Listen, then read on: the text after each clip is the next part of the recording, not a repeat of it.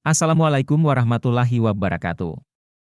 Perkenalkan, nama saya Hendra, AMD, calon pegawai negeri sipil, anggota Latsar 2023 dari pemerintah Kabupaten Pidijaya, yang akan memaparkan salah satu tokoh berakhlak di Indonesia, yaitu Jenderal Polisi Purnawirawan Hugeng Imam Santoso, Kapolri ke-5 Republik Indonesia.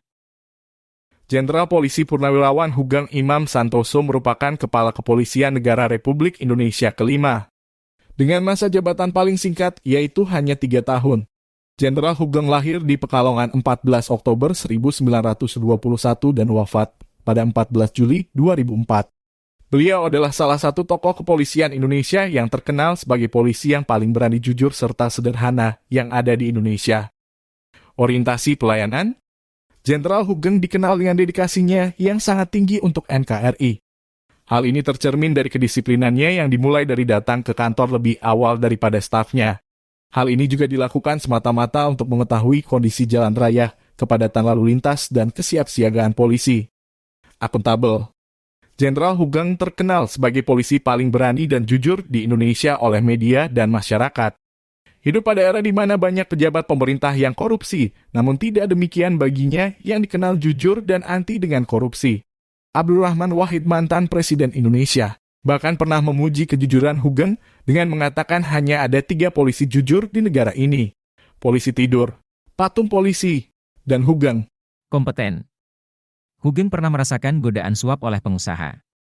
Pengusaha tersebut meminta agar Hugeng tidak melanjutkan kasusnya ke pengadilan dan menyuap dengan barang-barang mewah. Namun tidak peduli siapa backing penyelundupan tersebut, hadiah barang mewah tersebut dikembalikan. Dan kasus tetap dilanjutkan ke pengadilan. Harmonis. Bagi Hugeng, seorang jenderal polisi tidak berbeda dengan seorang petugas polisi di lapangan, hanya kewajiban dan tanggung jawabnya lebih besar. Jenderal Hugeng tidak malu untuk membantu bawahannya mengatur lalu lintas. Hal ini membuat lingkungan kerja menjadi lebih harmonis karena tidak membeda-bedakan pangkat dan jabatan. Loyal. Selama hidupnya Hugeng tetap memegang prinsip kejujuran bahkan saat dilantik sebagai Kepala Jawatan Imigrasi. Hugeng meminta istrinya menutup usaha toko bunganya agar tidak terjadi benturan kepentingan antara usaha istrinya dengan jabatan yang diemban. Jenderal Hugeng juga sempat keluar dari institusi kepolisian pada tahun 1965 karena diangkat menjadi Menteri Iuran Negara, namun saat tugasnya sudah selesai, ia kembali ke kepolisian karena sangat loyal dan mencintai institusi tersebut.